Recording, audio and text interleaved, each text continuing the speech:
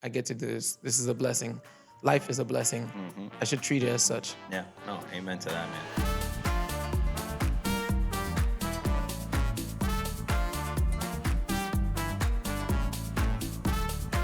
What is going on, everybody? Welcome back to another episode of the Stay Tranquilo Podcast. Today, we're joined by the man, Donny Joshua, who I got the privilege of meeting at a Alec Ingold event in partnership with Lululemon. And the moment I heard you talk, I knew that you had to come on the podcast. Like it hit me in that moment. So I just want to say, first off, thanks for coming on and taking the time to do this. Of course, no problem. It's my pleasure. I was excited when you first mentioned it back in, I believe, May. Yeah. And I was looking forward to it since then. And when you reach out, I was like, oh, yeah, come on, let's do this. Let's do it, yeah. And congrats on the space and everything you. you've built. Super impressive and inspiring. Appreciate that, man. I think timing is always key in all these things. So at that moment, we didn't have a space. So to be able to make that connection at that point and then fast forward to today to be able to make this happen here, I think makes it that much more special. So yeah, it's tough. I'm hyped for today. I think that night when I was there hearing both you and Alex speak, there was so much value that came out of it. And I definitely want to touch on a lot of the things that you spoke about from that event. But more than anything, I want to hear your story first, right? Just hear who you are, who's Donny, how did Donny become the man that he is today? This is a fun question. Yeah. I was born and raised in South Florida. I always tell people Aventura, but it's really Ives Dairy. Okay. It's in between Aventura and Miami Gardens. Ives Dairy, Haitian American. Played soccer all my life. And I think, soccer is the foundation of who I am and my faith. Being grown into a Christian family, my grandfather was a pastor, my dad was the head musician at church. My uncle was the pastor, grew up in the church, played drums all my life. So those two things definitely built the foundation of who I am. Being a drummer, playing soccer, being raised in the church, and being shown leadership through my grandfather, through my dad, who was also a teacher / musician, and getting exposed to a lot growing up that over time realized that was the inspiration for who I wanted to become. Maybe it didn't all make sense back then, but when I look back at it, I played soccer all my life. I went to Howard University and played soccer there on a scholarship. Was in the music program for a bit there. Graduated, tried to pursue a career professionally. And then it was during those 4 years, after experiencing everything that I've experienced, literally created the core of why I do what I do on a daily basis, what my life looks like, what I try to practice and accomplish and help others accomplish in their lives. And what does the life of Donny look like today? And I want to dive in, a little bit of the past and, obviously how it shaped you to today. But tell us a little bit about what you do today. Today, I'm a performance coach, physically and mentally. I work at DBC. I've been there since 2021. I started off as an intern, became full-time in 2023.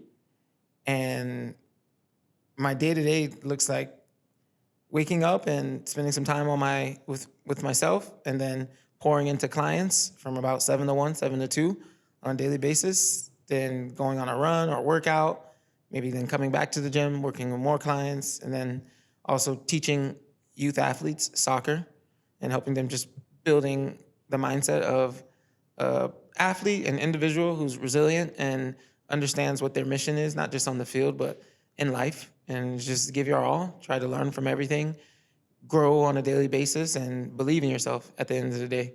Absolutely. So that's what I would say my day-to-day looks like. Just trying to continue to empower myself and then be able to help empower others. Yeah, no doubt.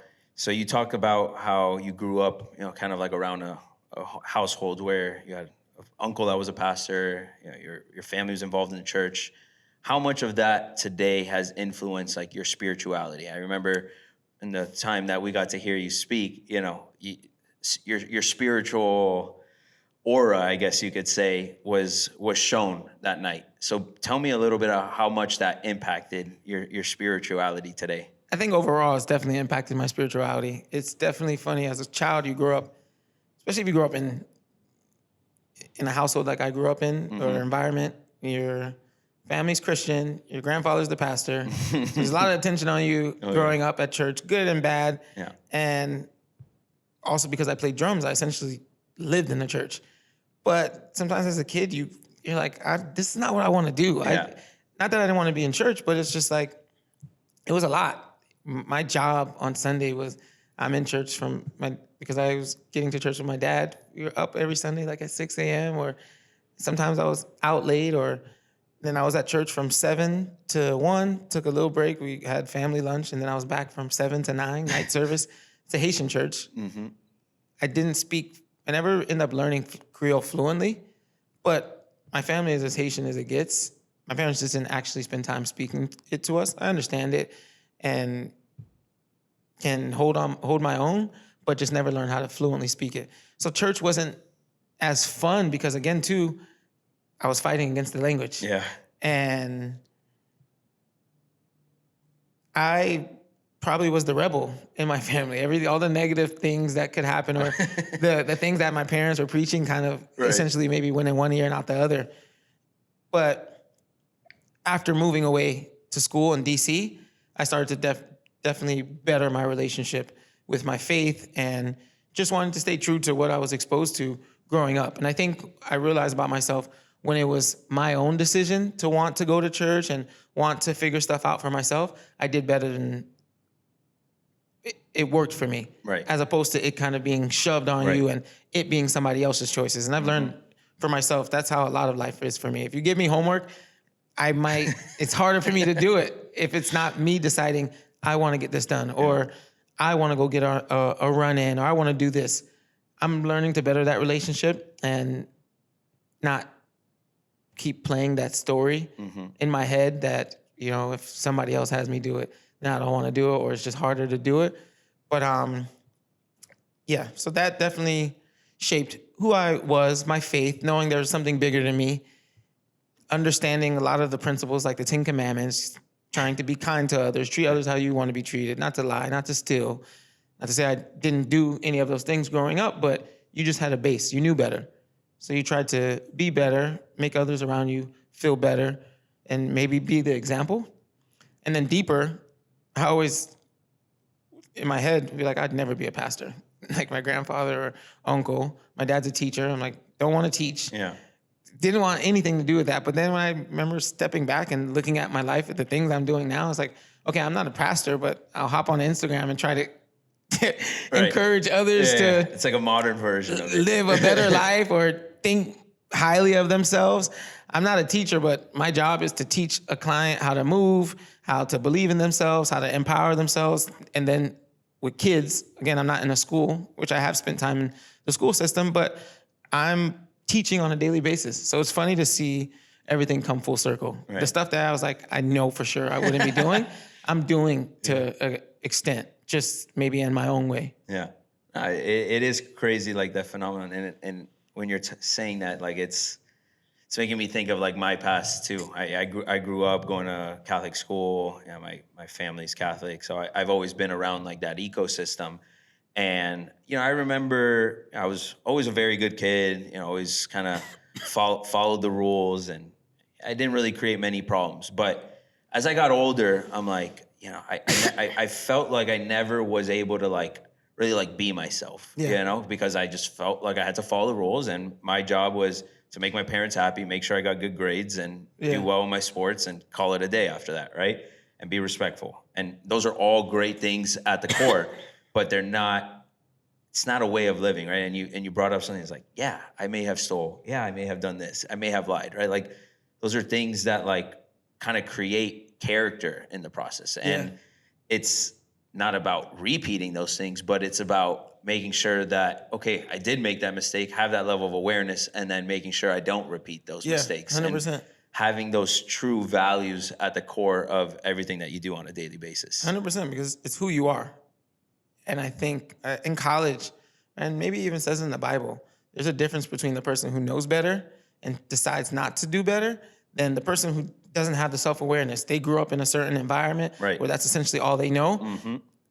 It's the punishment is lesser on them just because that's what they were exposed to. But when you know better and you decide not to do better, that's an intentional act on your part. Absolutely. So like you were just saying, like I was saying, I've done it all. I'm by far not a saint or angel, but it's through those experiences and understanding how they made you feel and just knowing that this is not what I was taught. I know better and I'm going against it. And this is why I may feel the way I'm feeling in the negative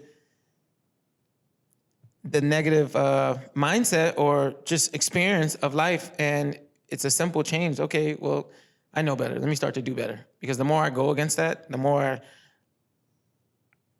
self-confidence I lack. The more I'm not in alignment to who I am and my ability to make a choice on a day-to-day basis that is in alignment with who I want to be.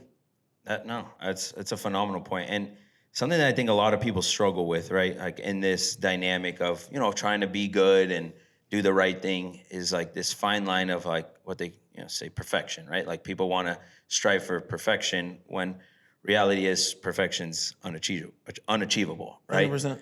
So how do you walk that fine line of realizing like, I'm not going to strive for perfection, but I do want to be great, right? How do you balance that?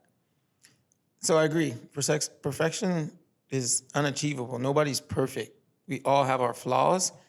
I think you can strive for it. And I think you do that by, again, understanding your core values, understanding what you believe, understanding yourself, being true to yourself, and follow your intuition. Do the things that you know you should be doing. We all know right from wrong, and you can distinguish that. Look at the right side or look at the left side, the right, and then the wrong side. Right now it's on my right. And then make those decisions. You wake up every day, you have a choice. You start off with a choice. Do I press snooze or do I get up? You pick snooze, you already started off on the wrong foot, essentially. You know that you want to get in shape. You should be moving, especially maybe if you were an athlete or whatnot. You decide to skip that workout later on that night or the next morning, you're going to regret it.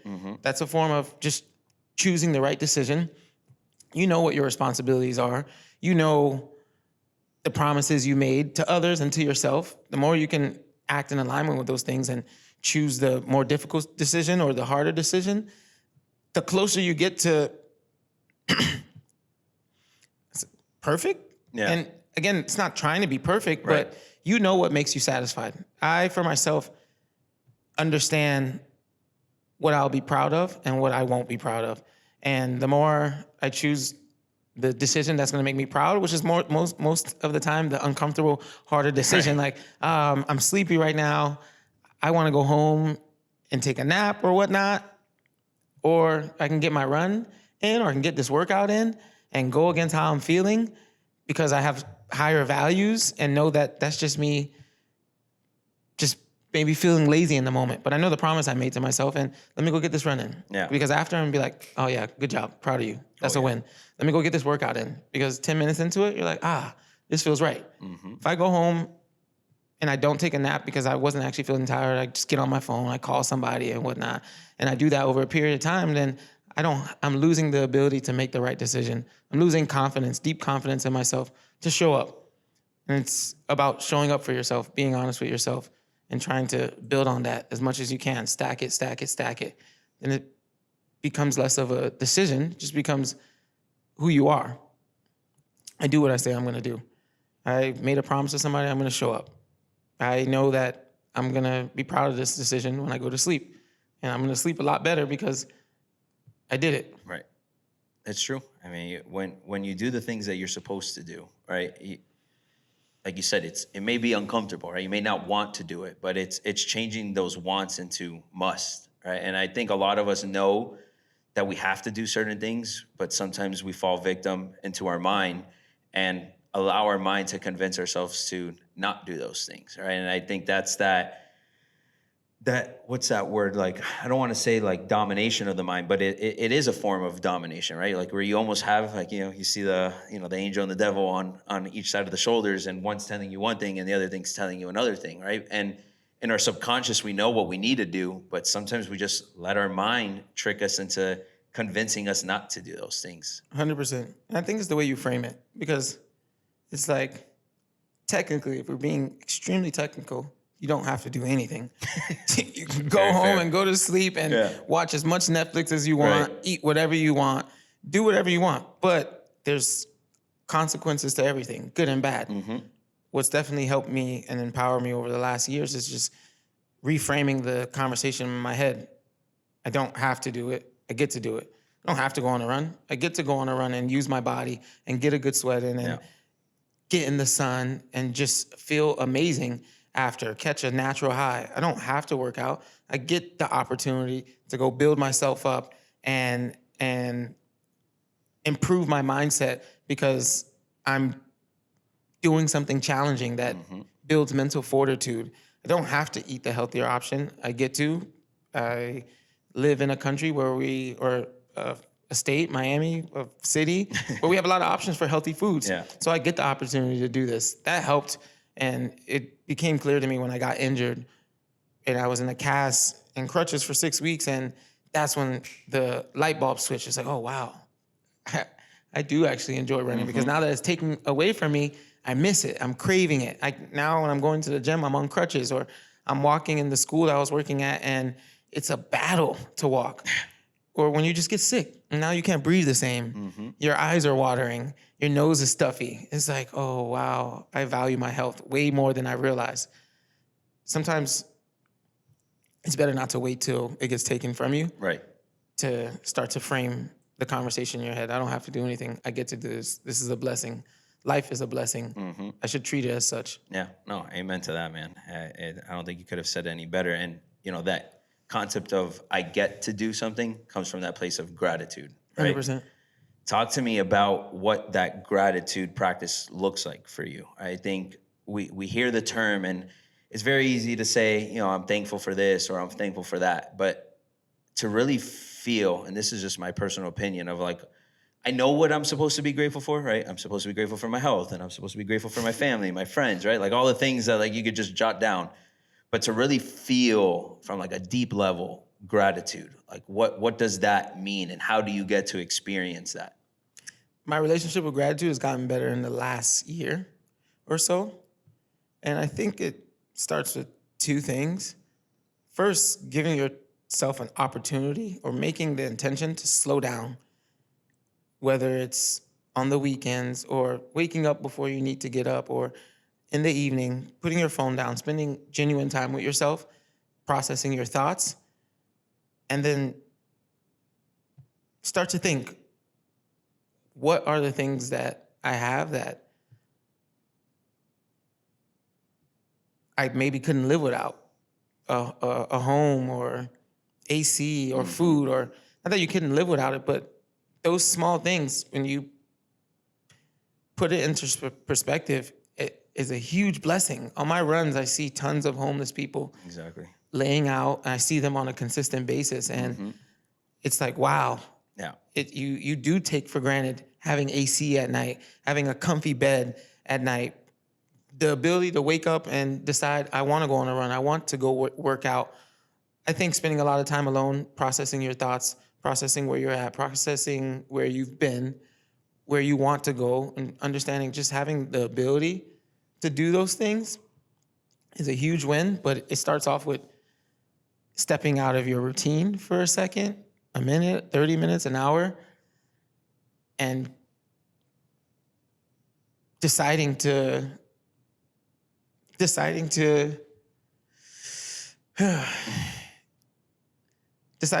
spend time thinking on those things. You have to slow down. If you're so caught up in work, you're so caught up in what other people are doing by social media or whatnot, and you don't take the time out to maybe take a paper out and list the things you're thankful for or grateful for, or you'll miss it. And the end of the year is upon us. September is on Saturday or Sunday, which crazy. Is insane. Yeah.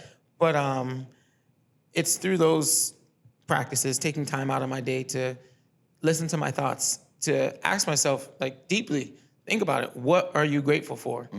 And that's helped a ton. But also, when you put focus on the things that you're grateful for, they can enlarge.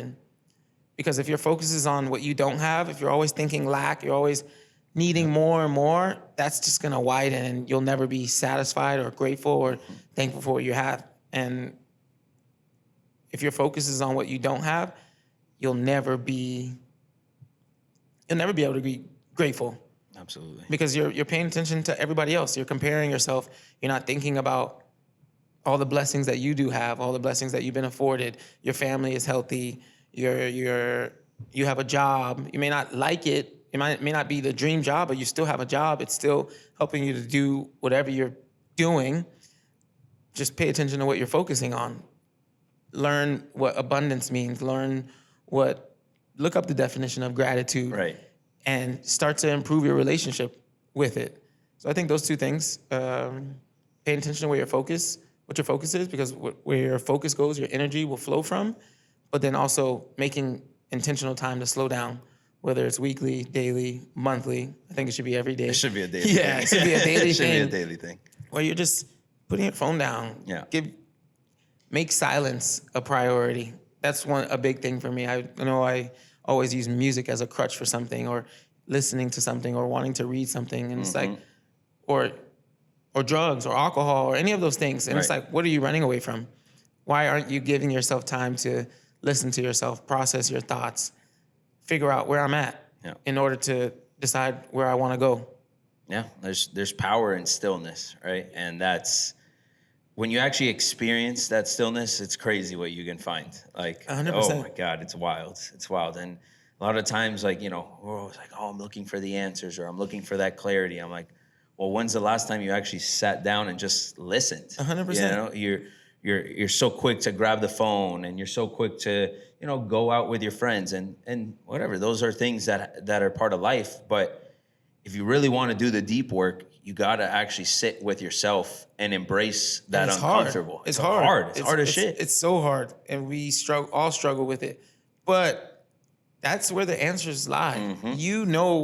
You have all the answers inside you, but if you're not making time to sit with yourself, you'll never figure it out. Because one, you probably don't know where you're at, or you don't know what you're trying to accomplish. And I've been making a point to literally take out a timer and put 15 minutes. No music, no nothing, just sit. It's a challenge because in this life, we're taught to be stimulated every second. We have a distraction, which is our phone. We don't realize we're flipping through social medias, Twitter, Instagram, TikTok, Facebook, and back. And you do it all in like 3 minutes. Yeah. I'm way more aware of it, and I'm not free of it. I do it as well, but it sticks out to me just like we all have our head in phones, and we are all like have the attention span of a toddler.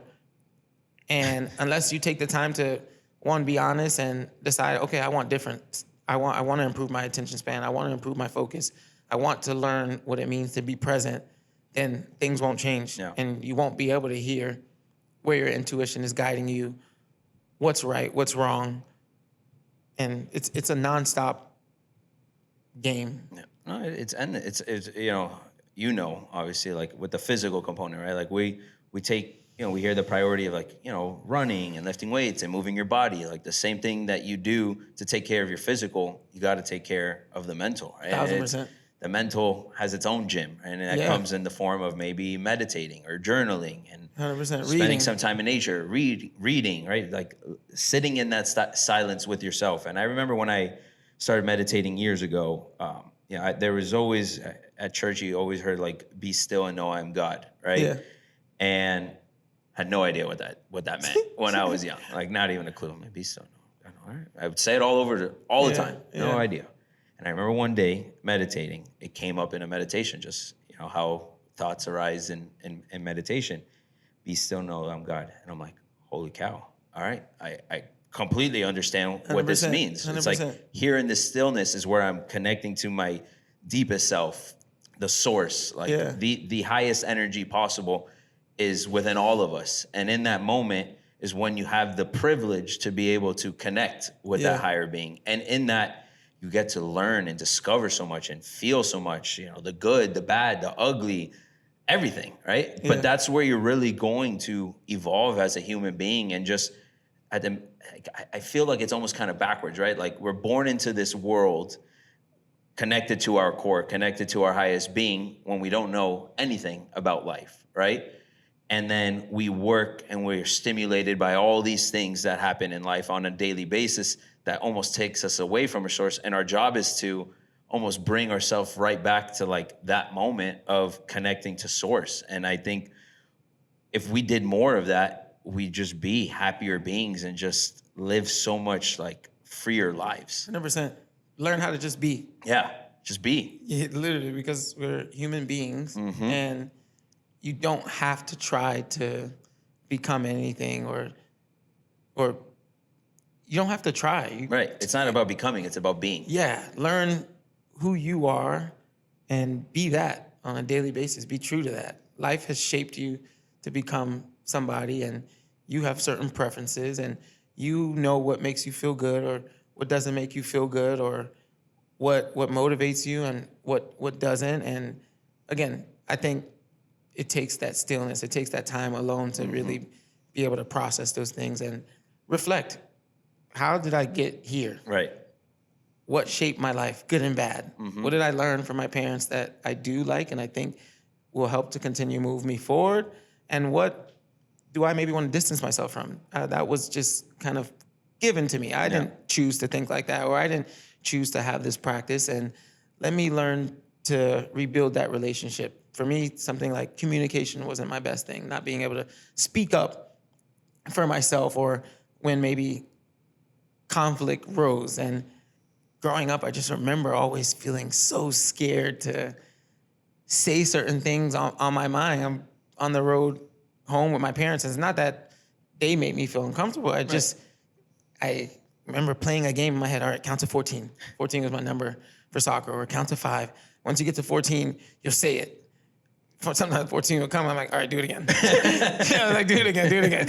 I'm not ready yet. Yeah. And over time, that becomes who you are, and it starts to leak into every situation where it's time to speak up for yourself, to voice your opinion, to be brave, and to not let the voice in your head win.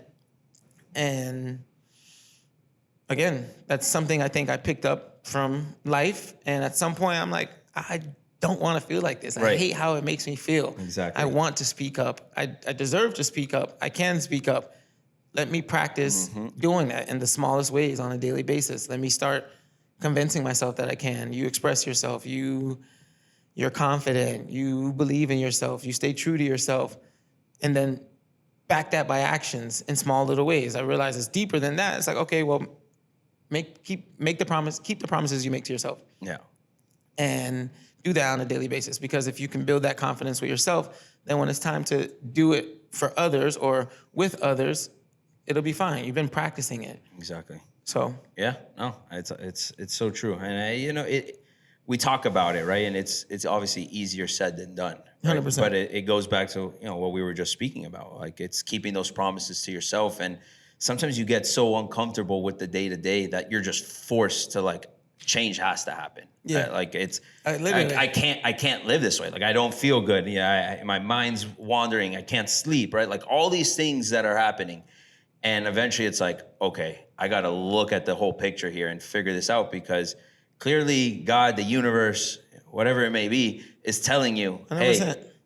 hey, you got to figure it out. You got to do your part. 100%. It is a grind, but it is a rewarding grind at the end of the day. And 1,000%. life is a testament into embracing the grind and being comfortable with the uncomfortable. And it's funny, my girlfriend's in the fitness space. She does Pilates, yoga, you name it. And she was leading a yoga class the other day.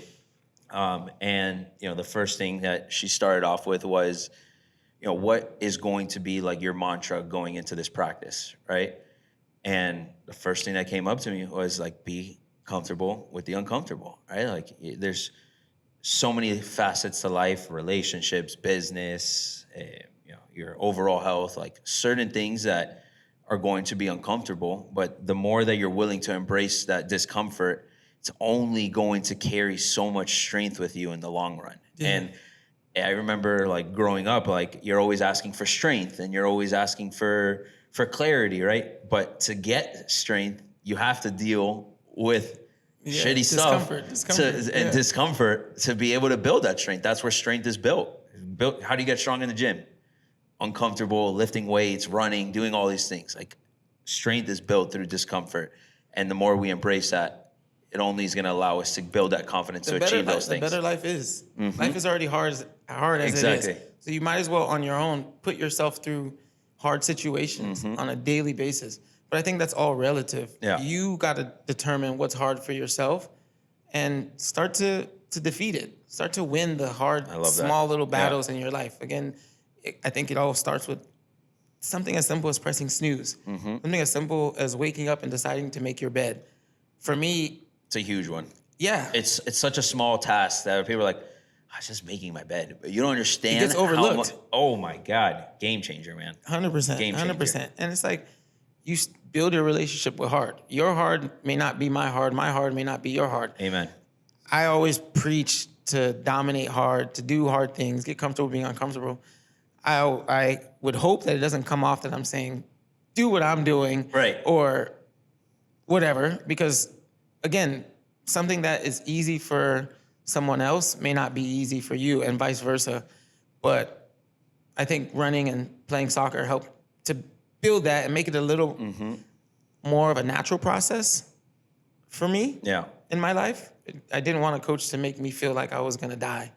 So it's like, okay, well, let me go do that on my own and let me feel the embarrassment of not feeling fit, but at least I'm by myself. And I know if I do it on a consistent basis, I start to build some fortitude. And by the time I get to my coaches, you can't put me through anything that I haven't put myself through. Yeah.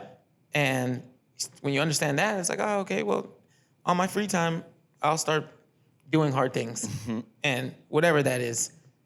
But I'll practice it and I'll get better at it. And I'll fail, but then I'll show up and do it again. And weeks of doing that, you start to see a new side of yourself. You start to realize, oh, wow, I'm capable of a lot more than I thought I was or what I was accustomed to.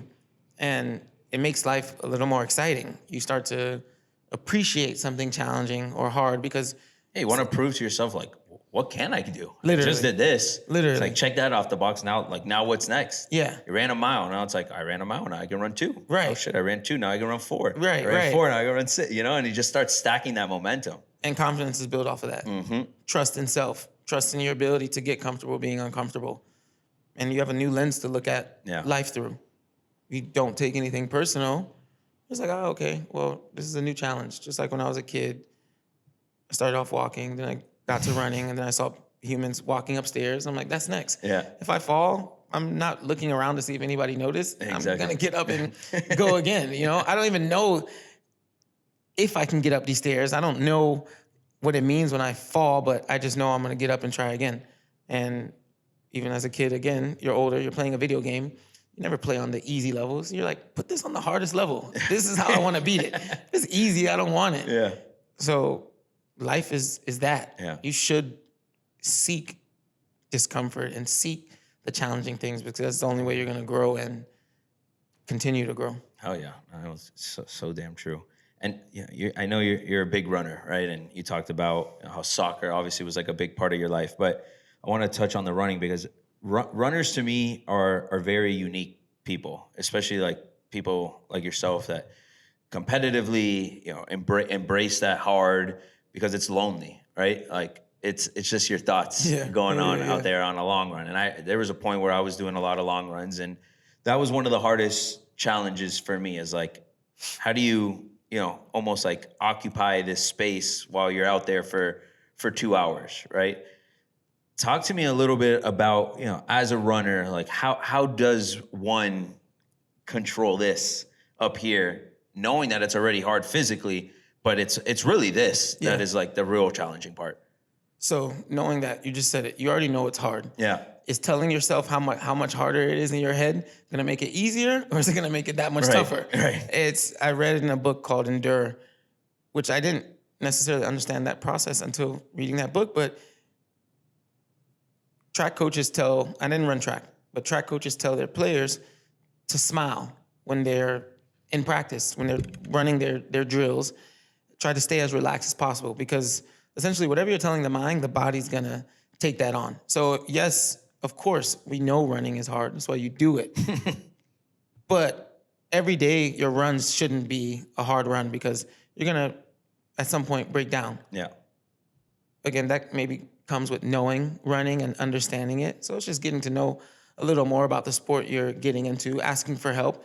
But overall, it's learn to get in control of what you're telling yourself during that phase. On races, yes, you know it's hard, but you don't have to be like, yeah, this is so hard and I'm dying. Like, I don't think I can go anymore, because that's what's gonna come out on the outside. Exactly. So it's like, yeah, this is hard, but I do hard things. I love hard things because they make me believe in myself. I love hard things because they make me grow. They make me faster. I'm here because I want to dominate hard. It's not gonna last forever. It's only a little pain. I could take it. Hopefully this doesn't kill me. Right. But again, smile. I try to practice it. And it's hard. It's not easy. While you're running, you try to do like the smile. Yeah. But also, for me, I love listening to music. Like I said, I played drums all my life. And for me, running is like dancing and playing drums at the same time, depending on what's on my phone. Mm-hmm. And you can use that to your advantage. For me, music is my crutch. Music helped me get to the track on the days I didn't want to get to it. At some point, it was so bad that if I got to a track and I didn't have my headphones, I was like, I'm going home. I'm not doing this. And at some point, I had to confront that. I'm just like, okay, I don't want to be so reliant on the music. I need to be the reason that I can put myself through these things.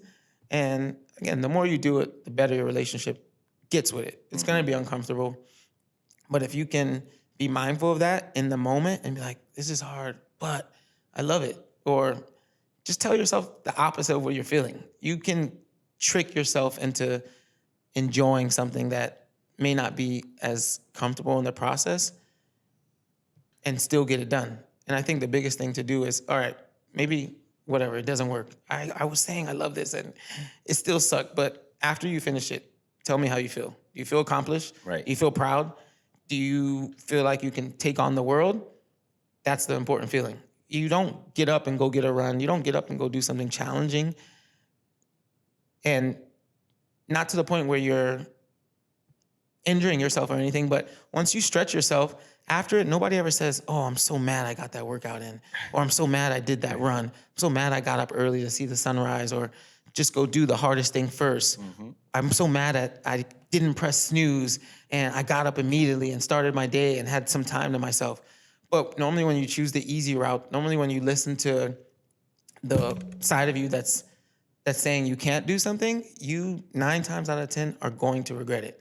If you eat the fries or pizza. Every time. Yeah. Literally. Pretty much every time. I don't think there's, very few moments. Probably 9.5 out of 10 times. Literally. Yeah. And I think that's where people, as a society, even myself as well, we don't pay attention to that enough. It's like every day you come in the gym and you're like, I'm hungover. This feels horrible or whatnot. Are you not listening to yourself? Exactly. That's like your body's saying, like, dude. Yeah, let's make a different decision. Yeah. Like, you could have been waking up right now feeling 10 times better, got through this workout 10 times better than it would have been, but you chose to make that decision, the day before. Now you're feeling the effects of that decision. Literally. So it's like being mindful of how you feel after you do something challenging or something that was a struggle. You don't make your bed in the morning and be like, what the heck? Yeah. No, you actually come back and you're like, this feels calming. This is inviting. I didn't press snooze today. I had 30 more minutes to myself in the morning to understand how I'm feeling, check in with myself. What are my intentions for the day? What do I want to accomplish? As opposed to pressing snooze, boom, now I have 15 minutes to get up, and the first thing on my mind is what my boss needs done or what I didn't do, and now I'm in a state of rush, and now I'm cutting somebody off or flicking somebody off on the road. Yeah. All because of that one tiny decision that I keep making every single day instead of, okay, well, maybe I should go to sleep and put my phone down. I'm not going to regret getting 8 hours of sleep as opposed to 5. This show will be on tomorrow. I could watch it tomorrow. Exactly. I can have this conversation tomorrow. Let me think about my future self. Is my future self going to be proud of the decision, or is he going to regret it? Yeah. Oh, hell yeah. And so you told me something that we were talking about offline before the pod, right? And it was around, that you PR'd 3 years in a row. And then following those 3, right? It was 3 years. So my first half marathon was in 2022. My first 4 half marathons, I PR'd. Yeah. I ran the first one in October. I think I ran like a 131 or a 130. My first race. So boom, I had a base. My next one was maybe 3 to 4 weeks after that in November. I think I cracked under 130 or just right there. Then the next one was in December, and that's when I made a huge jump. I went from 130 to 127. So I'm just like, like nobody can touch me. This is great. Then I'm like, all right, well, the next race, which is the race I was preparing for, was Miami that year. It was in 2023. Boom, I got another PR. I just felt on top of the world. I'm just like, let's go. And I'm like, all right, what's next? I got to go do it again. And I had my 5th one, which was 3 weeks after that, after Miami. And that's when and it wasn't a bad race, but ego and everything else that came with PRing, I was so disappointed because by mile 8 or 9 in my head, I was like, I can't take it there. I can't push past this discomfort or pain that I have been pushing past. And I mean, realistically, I was running a half marathon almost every 3 weeks, taking myself to a level that 5th run, that's normal. I broke down. That was a lot. I'm not a robot, but for me, it was a loss. If you look at the pictures from that race, because I knew at mile 8 that I was like, I'm not gonna be able to do it. And I think in January, the Miami run was a 126. That February, 3 weeks later, was maybe like a 128, which if I kept going, I probably could have still did something closer to it or just did really good. But in general, a 128 wasn't bad, but because I was so hard on myself and was just focusing on the result and not necessarily understanding why I did, because I think it was wanting to continue to get validated from PRing and people telling you you're so fast and this and that making me feel good. It was crushing to not get it that 5th race, and that carried over for the next 2 years, because after that I stopped running for a little. I was just like a little defeated and disappointed. I'm like, I really wanted that 5th PR. And even though I just ran 4 PRs, I'm focusing on the 5th one that didn't go my way, that made everything seem like it didn't matter. Yeah. Which sometimes I feel we can do. We can focus on what went bad as opposed to the good things we accomplished. And that, like I said, fast forward the following 2 years, my next 3 or 4 races, granted, my training wasn't consistent. I fell out of shape and whatnot, but got back to training. And the goal was to PR again. And every race got slower and slower. I was just like, what the heck? And it was killing me inside. I'm just like, you suck. You call yourself a runner? I'm like, you should take the time out of your bio, because that's not who you are. And it was just defeating, and even training wasn't fun. My relationship with getting up and looking forward to go challenge myself and do my hard runs or do my long runs, it was all defeating because I was putting a lot of internal pressure that wasn't needed. I was, again, focusing on a result and craving the validation that I got through those first 4 races. So it was a fun experience to PR my first 4 races and then get slower on every one of my next, I think 3 or 4 races. It was a humbling experience. Yeah. Not one I was open about. Took a lot of reflecting and racing and then stopping. And on my birthday last year, I did a race that was the first half marathon I ran in Cape Cod. And I just knew, I was like, I just had a good block of training. I hired a coach. I was working with her, and training was cool. And I was like, all right, I'm going to go do this. The race landed on my birthday. And I was like, I'm going to go do this race on my birthday. I'm going to PR on my birthday. It's going to be the perfect birthday ever. My mom and brother came with me. And it was like, there was a part of me that believed I was going to do that, but there was another part of me that was just like, ugh, why would you choose to do this on your birthday? You know how you can be? And I even talked to myself, no matter what, you're not going to let this disrupt your birthday. You're going to still have a great day regardless of the result. And I think about mile 6 or 7, I was like, oops, this is going to be the worst birthday, because I just knew I knew I wasn't going to PR, and it was a tough race. And this was supposed to be a nice homecoming. This is where I did my first half. I come back here, I smacked that time. I didn't even beat the time that I did the first time I did it. It was slower, and I just could not fight it. I was just like, that birthday was pretty sad. As much as I tried to be happy. You were trying to convince yourself, but yeah, 100%. My mom knew it. My brother knew it. I was quiet. I was just like, wow, you suck. You're a loser. Being hard on yourself and whatnot. And again, I was like, all right, tried to bounce back. Did Miami this year. And again, this times got slower and slower. That's insane. And that one literally was the most crushing one. I was just like, okay, something's got to give. So I had to take a nice little long break from thinking about races and find the love in running and really ask myself, what are you doing this for? Like, why are you validating yourself off of runs? Why stop focusing on the result? With running, the margin is small.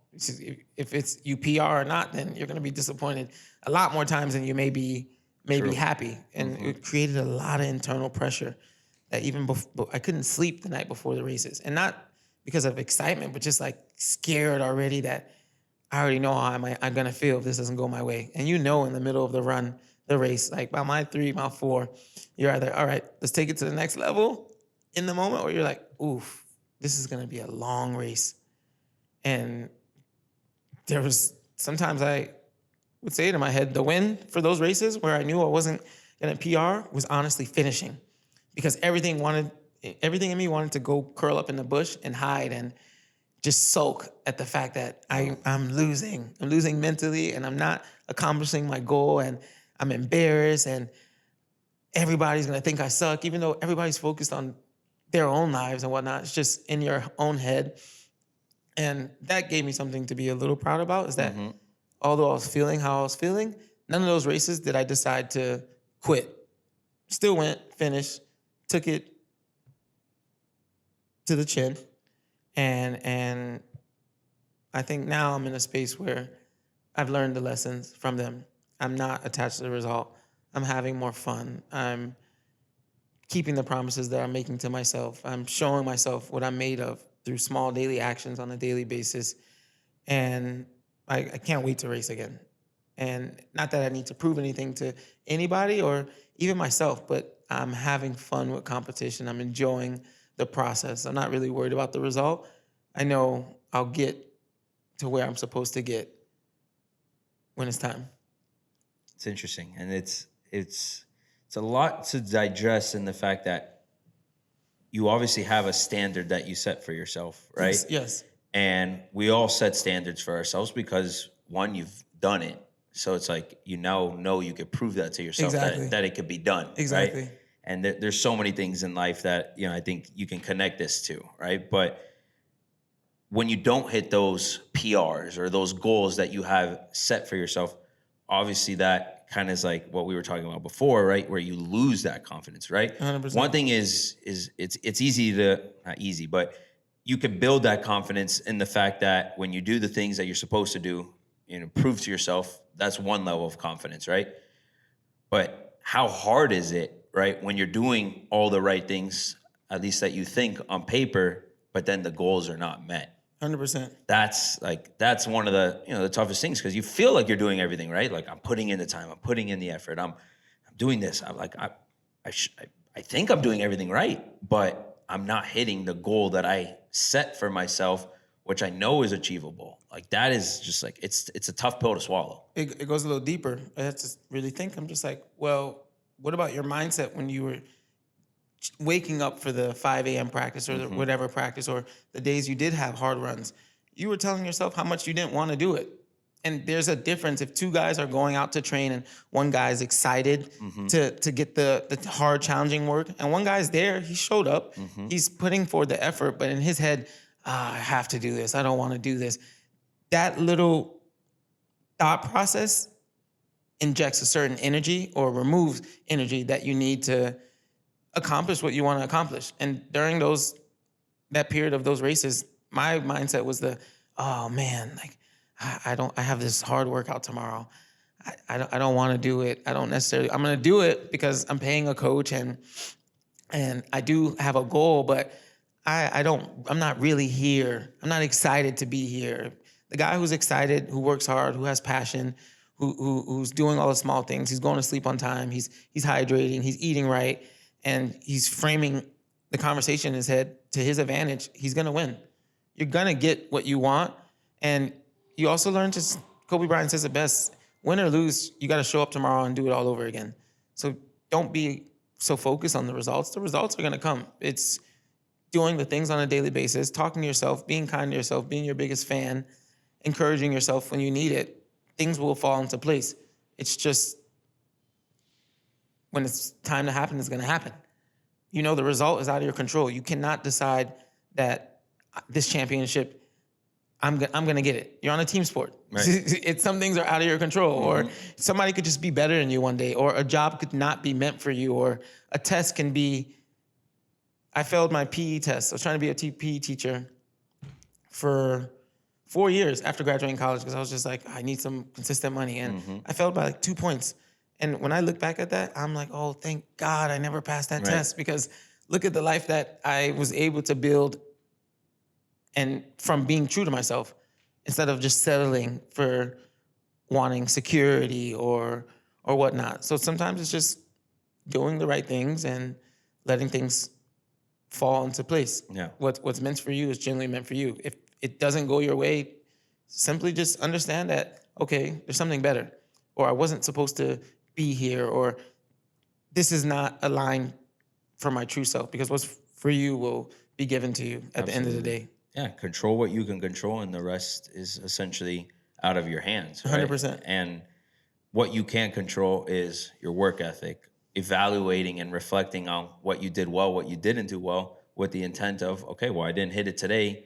I'm going to become better from this and hopefully hit it the next time. But if I don't, I'm not going to be so attached to the result of what, what happens, essentially, because it is very easy to attach your confidence and attach your identity to the results that happen in life. 100%. When reality is like, that's not stable. It's not stable. It's not stable at all. Not stable. And then the result is only 2 seconds. You cross your finish line.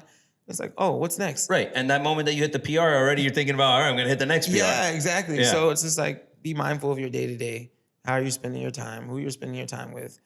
Are you spending your time to the best of your ability? Are you doing what you know you should be doing, what you said you're going to do? Right. Are you giving your all? Are you getting better in small, tiny ways every day? And then the rest, you let happen. Are you treating others how you want to be treated? Are you treating others with respect? Do you make others around you feel empowered, feel like they can achieve their goals? How do you talk to yourself? How do you talk to others? All these things are things you can ask yourself on a daily basis. Yeah. Wherever you're at, you can inject a certain energy, a certain mindset through your actions, through how you treat yourself in private, and things start to happen for you when that's your outlook. And like you said, you learn to control what you can control. Yeah. Everything else, I can't force you to do something. I can't force you to think a way you don't want to think. I can, through my actions, be an example, and then maybe have an influence on how you look at life. But I can't make you give me a job. I couldn't force you to bring me on this podcast, Yeah. So it's like, okay, well, what's in my control? Let me figure that out and then press down on the gas pedal. There's going to be subtle signs along that path, along that journey while you're doing the things that, you can control and that you believe in, that are going to be signs saying like, hey, what you're doing is the right thing, right?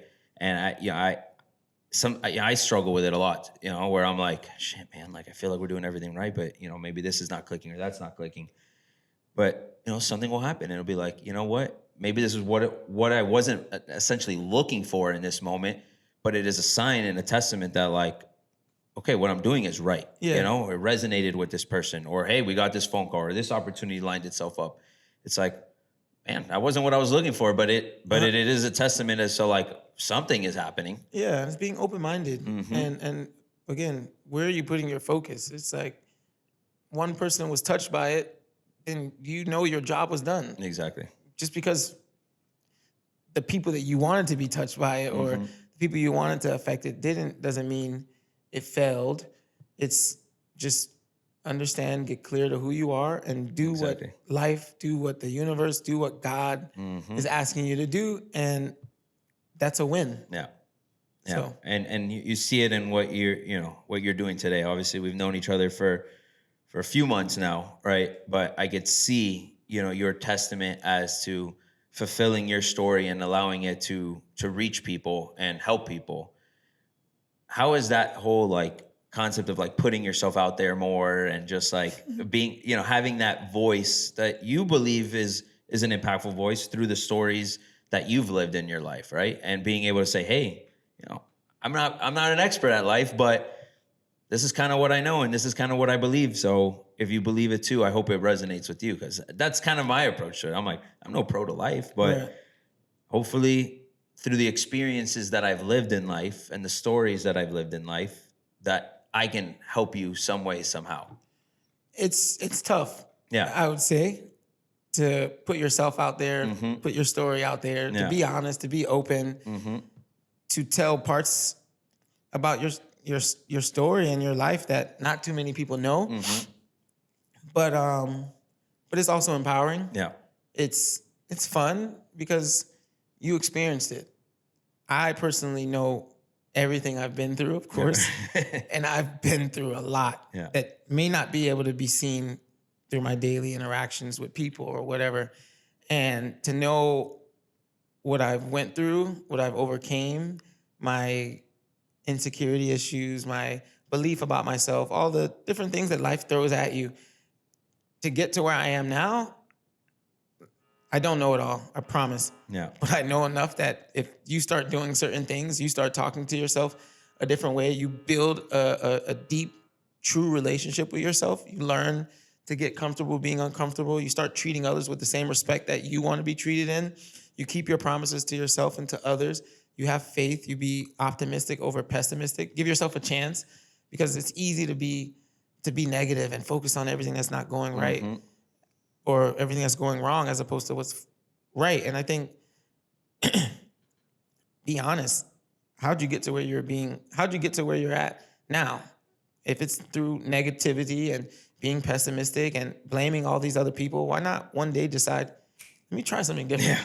If all these negative beliefs about myself, if all these negative situations, if I told myself bad things always happen to me and that's what's being brought to my front door, maybe if I flip the script and start telling myself kind things, positive things, if I start going against my feelings and doing the harder thing on a consistent basis, things can flip with time. Let's see. I have nothing to lose. Yeah. And I've been in really low places where that was really the choice for me. School wasn't my forte, and after essentially 8 years of just always trying to get by after college and doing a great job at it, getting to college and whatnot, getting by, and then realizing, oh, wow, you only hurt yourself. Like, you getting by didn't hurt your parents, it didn't hurt your teachers, it didn't hurt your friends, it didn't hurt your coaches, it just hurt you. And all the thoughts and actions and things that you were doing brought you to where you're at now. Do you want to feel the same way in 10 years? And the answer is like, no, not at all. Especially knowing what I can do, especially knowing that I could wake up and go to the track at 5. If I can do that, essentially it's like, what can I do? Like, I feel like I'm one of the toughest people that I know.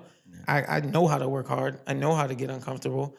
And once I started believing in that and then started following it with actions and stuff that helped me to continue to fortify my belief in myself, to start changing things, to start trying new things. I didn't read all the time.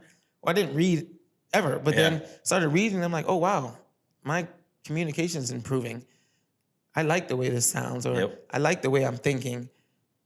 It's kind of similar to what I get from showing up at the track every day or showing up into the gym. Changes start to happen. This is a way better feeling than whatever I was experiencing. Like, okay, maybe learning's not that bad. Okay, well, let's try to learn some more. Yeah. Let's see where I could take it. Okay, well, I realized confidence is not what I'm wearing or what I have. It's just believing in myself, not needing to need validation from others. It's looking at somebody and respecting them regardless of where or who they are, treating other people the same. You know, like I said, some of the things you learn in the Bible, treat others how you want to be treated. Accept where you're at and understand it's not about where you're at, it's about where you want to go. It's about who you're becoming through your daily actions. And then I think a big thing is that big conversation you're having with yourself every single moment. Yeah. What am I telling myself? What story am I repeating? Am I repeating all my past negative traumas, or I'm deciding to say, I'm a winner, I'm confident, I'm intelligent, I'm attractive. I'm charming. I can get along with anybody. I feel comfortable in my space. I feel comfortable alone, and then proving that to yourself. I can do hard things. I'm capable of achieving great things. Yeah, maybe I cheated all my life, but now I'm as intelligent as they get. A lot of self-reflection. Life is gonna steer you in one direction. I remember at one point, teachers were telling my parents, he's gifted. He should be in all gifted classes, AP classes, skip kindergarten. And then at some point in school, I was just like, I don't want to do this. I want to go hang out with the kids who are messing around and having fun or whatever. And that becoming who I was in school and whatnot. After time passed, understanding, maybe that was just how I was acting because at home, my parents were going through their own problems and, not understanding that as a kid, not understanding that it's okay to ask for help. It's okay to be like, I don't understand this. Can you teach this to me or whatnot, instead of balling all in. And it's all like true to when you're an adult. Learn to be open, learn to be vulnerable, learn to accept that you're not your past, you're not your mistakes. That if you have another day, then you can decide to become a completely different person. You can choose a different path, a different story, a different narrative. And back to your question, essentially, I started to look back and realize, whoa, some of this stuff is working. Yeah. Or not some of it, it's all working. It is working, yeah. I'm literally becoming a new person. People are noticing. Mm-hmm. And maybe I'm not giving myself enough credit just because of, for sure, some core beliefs about yourself. Mm-hmm. But then the evidence that things was working, just like with fitness, if you're consistent with it, your body starts to change and whatnot, if you're doing the right things, was fuel for me. It's like, whoa, I finally got something that I was after. Mm-hmm. Or whoa, somebody believed in me. My boss, David Alexander, gave me a chance. I got the internship. That was huge for me and everything I did up until that point. I was just like, wow, like this feels good. Thank you for being that key, being that answered prayer that, okay, hard work does pay off. My reading did pay off. Me putting courses on my card that end up being maxed out because I didn't have the money, I couldn't pay it down. It all worked. It was all worth it. I had blind faith. I had trust in God. I had trust in myself. And it was like, still, it's never ending. You're going to still have to show up every day and battle the negative thoughts that are going to come and of course, be mindful, be honest about yourself, keep working hard. Like, yeah, you got here, but what you did to get here is not going to get you there. Still show up every day, still do hard things. You need to still be reading. You need to still be writing. Still keep talking to yourself extremely positive and understand, all right, I got here. Now where else do I want to go? Where else can I take it? And so now it's less of the negative stuff and it's like double down. Right. You saw in these last 4 or 5 years what works. There's no question now. There's do no it. stopping that now. Yeah, wake up and do it every day. Now do it with even more intention than you were doing it back then, because back then you weren't necessarily sure where it's going to lead to. Now you're like, oh, wow. Everything I journaled back in 2019, it came true. It's like, oh, okay, well, I wasn't thinking big enough. Let me just become delusional and think as big as possible.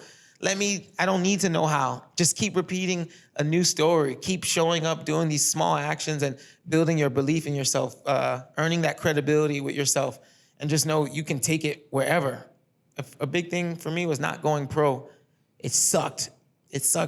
My life was like a 2-a-day trying to achieve that accomplishment of playing pro. Essentially, my life felt like just a long off season. And I'm just like, all right, pro didn't happen. Well, learn how to be a pro at life. Yeah. Your life is off season. Your days are gonna be 2-a-days, and you love it because that's who you are. That's my life is where it's at because of fitness, because of soccer, because of challenging myself and embracing those challenges. And now looking at it like, all right, that's hard, but I could do it. Yeah. I'm gonna tell myself I could do it. If I can't, I'll try again. But like I said, looking back at it, I saw all that stuff worked. Let me double down, and I can help teach other people what I've learned because I spent that time alone. I've failed a lot. I've tried a lot. I've been exposed to new things, met new people, have conversations, read books like How to Win Friends and Influence People, and realize, oh, okay, remembering somebody's name makes them feel important or special. You stand out. Yeah. Stop telling yourself I'm bad with names. Stop telling yourself I can't remember this. Stop telling yourself I'm not a morning person, or because you keep telling yourself that, you're just gonna buy into 100%. that belief more and more. It's like, well, I don't want to say anything negative about myself. I just want to tell myself the most outlandish things, even if they're not even true yet. Fuck yeah. You have unimaginable power, freedom, prestige. You're staggeringly smart. It's like, okay, I'm reading that in a book. Oh, this character is this? I like that. I'm writing that down every day. That's who I want to become. And you get to this point. Yeah, And it's crazy because, we like to put ourselves in these boxes that are completely fake. Yeah. We put these ceilings on us, and it's like, we can only go here, we can only go here, and we can only go here. Where reality is infinite. Yeah. It's infinite what you could do. Literally. You just got to actually believe it. And until you shift that belief and actually truly believe that, then you're only just putting those limitations on yourself. 100%. And it's just They're like, self-imposed. break those limitations off, shed the chains off, take it all off, and think as big as you freaking want to think. Yeah. Because reality is you can get there. 100%. And I like to, I enjoy all kind of music. I really enjoy rap music, but also enjoy jazz. But when you listen to rappers, I started realizing, I'm like, whoa, look at the way they're talking about themselves. Like, and if you follow their stories, they were speaking who they wanted to become, or who were they going to become before they were that. They say some things, I think, that we as a society get over our heads. We're like, you're just listening, but you're not actually listening and applying. For example, Drake says so many different things about himself. One of his favorite lines, one of my favorite lines of Drake is him saying, negative thoughts don't enter my inner vortex, I believe. And I remember hearing that. I was just like, whoa, that's powerful. Hell yeah. Don't let It's that like stuff. it's not even an option. Yeah, I don't think negative about myself. And the Migos, J. Cole, Nipsey Hussle, who's huge for me. Huge. They just spoke greatness about their lives. They said what they wanted to accomplish. They said how they wanted to feel. And becoming aware of that was huge for me, because it's like, all right, maybe today I don't feel confident, but that doesn't stop me from being able to write down as many times as I want, I am confident, I am intentional, I am powerful. Then taking it, let me go look at myself and see if I can say that in the mirror, and realizing, whoa, I'm by myself, nobody's around, and I can't even hold eye contact with myself and say something, but boom, a space for growth. Let's work on it. Keep those eyes open, say it out loud. There's nothing to be embarrassed about. You're by yourself. I'm powerful. I'm blessed. I'm highly favored. I'm a winner. And then doing that, and then being on runs and be like, here's another chance to say it. I'm disciplined. I'm focused. I do hard things. And then, all right, just like I convinced myself at some point that I'm not confident, I'm shy, I'm this, I'm that. Exactly. I can flip the script. And I'll just do that every day because that's in my control. Yeah. How he, she, them think of me, doesn't matter. On both sides. Somebody tells you you're amazing, don't take it too personal. Because if that makes you feel validated, then the day they tell you you're horrible, the opposite's gonna happen. Yeah, the opposite is gonna happen. Yeah. You know? But do yourself a favor every day. Tell yourself how amazing you are, how kind you are, how much you love yourself. And everything starts to change. Yeah. It's so easy, it's so easy to convince ourselves the negative, right? Yeah. Like, and then make the excuses on top of it, right? Well, hey, no, man, you can do it. They're like, no, I can't do it because this, and this, right? But it's like, boom, you've already eliminated the chance. Like, you're not even giving yourself a chance in that moment. Yeah. It's like, you got to have that self-awareness to catch yourselves in the moment and say, I'm not going to let myself, even, like Drake said, not even think those things, right? Yeah. Because I know I can. And I might have to do a little bit of convincing in the process. But until you actually can convince yourself and prove to yourself, then the sky's the limit, because you're like, shit, man, I could do this. Right. I could do this, and I could do it great. And I'm going to be even better the next time around. And I'm just going to use this as momentum moving forward. But we somehow always like to lean on the opposite side. It's safer. It's easier. Because exactly. It forces you not to have to take action. Like, I don't think I can do that. That's a high jump.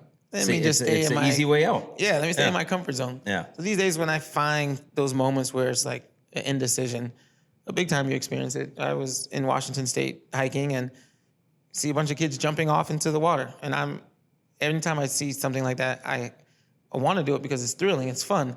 Well, you do know once you get up there, you're like oh. whoa, I don't know if I want to do this. And this is like, even with cold plunges, it's not going to get warmer with you sitting there and thinking about it. That jump is not going to happen, or nothing's going to change. Don't think about it. Just do it. Mm-hmm. If you're scared, lean into it. There's growth on the other side. On the other side of fear is somebody you want to become. And understanding those little things help, again, to wake up with a certain mindset, wake up and be like, another day at life, another day to get it right, another day to try again, another day to, okay, I didn't like how yesterday went, but boom, today's Wednesday. I could try something else. And let's keep trying. Let's see what works. Once I know it works, all right, well, let me now make that my mainstay. Let's make that automation.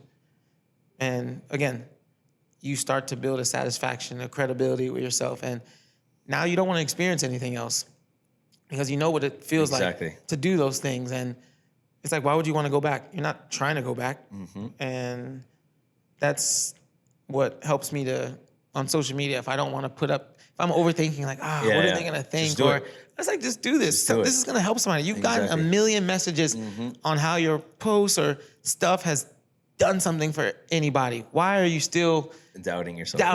Mm-hmm. And it's easier to doubt yourself. But I think we have to learn how to use things to our advantage. Some days I don't want to run, but I'm like, this person just said my runs and me putting up workouts has helped them to do something. So don't make things about yourself. Right. Have bigger whys. That gives you so much power. You have kids, understand that, all right, I should fix this habit because I don't know that I want to pass this habit on to my kids. Mm-hmm. And that is more reason, all right, let me wake up. Let me not press snooze. 100%. Because now I have something else that I'm getting up for. If it's just for myself, I can be like, nobody knows I said I'm going to get up at 6. I just press snooze. But when you give yourself big whys, you make things not only just about yourself, it's a lot easier to show up.